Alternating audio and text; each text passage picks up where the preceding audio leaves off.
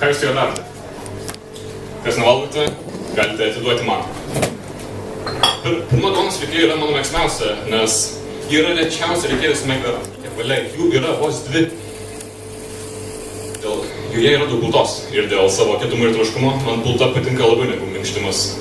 Ir dėl tos pačios priežasties ant jos yra lengviau tepti sviestą.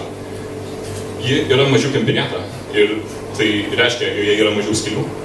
Ir dauguma žmonių, kaip ir aš, bijo skylių. Ir kai viena pusė yra visiškai padengta pulta, tą duoną galima apversti ir skylių nematyti. Tai dar taip pat ją galima numesti toliau ir tai yra dėl jos svorio, kai jis sudaro didelis kiekis pultos. Ir tai ypač pasitarnauja permetinant ją per kalėjimo sieną. Ir taip pat iš jos galima padaryti laivelį dėl savo formos ir patvarumo.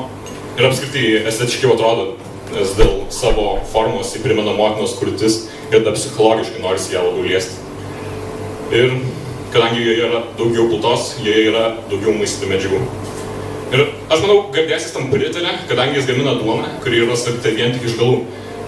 Bet tas pats gamintojas gamina ir bočių duoną, aš nesuprantu. Ta prasme, bočių duona yra pati šilkščiausia duona. Pabandykite paimti bočių duonos riekę ir ją pamalkuoti.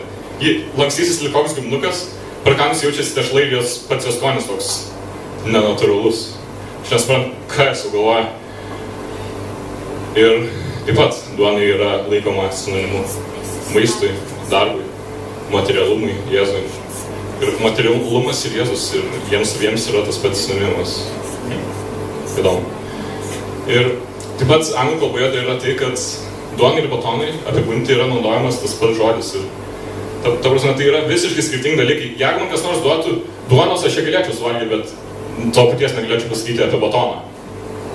Ir lietuviai visais laikais garbino duoną, laikė ją šventa, netgi pabučiuodavo, atsiprašydavo, jeigu jį nukrisdavo ant žemės. Ir duonos pagalba lietuviai ir išgyveno. Ir taip pat yra tokia pasaka, Jonukas ir Gretutė, kurioje mėtė duoną. Bet pasakos turėtų vaikus mokyti tikrų išgyvenimo žinių, o ne švaistyti maistą. Ir tikriausiai dėl to mes tiek daug gero maisto ir išmetame. Tai tie, kas nepanaudojate, ką nors galėtumėte bent neišmesti, o man atiduoti. Nors vis dėlto duonos galite ir neduoti, nes aš pats savo nustebinu nevalgau jūs. Tai taip.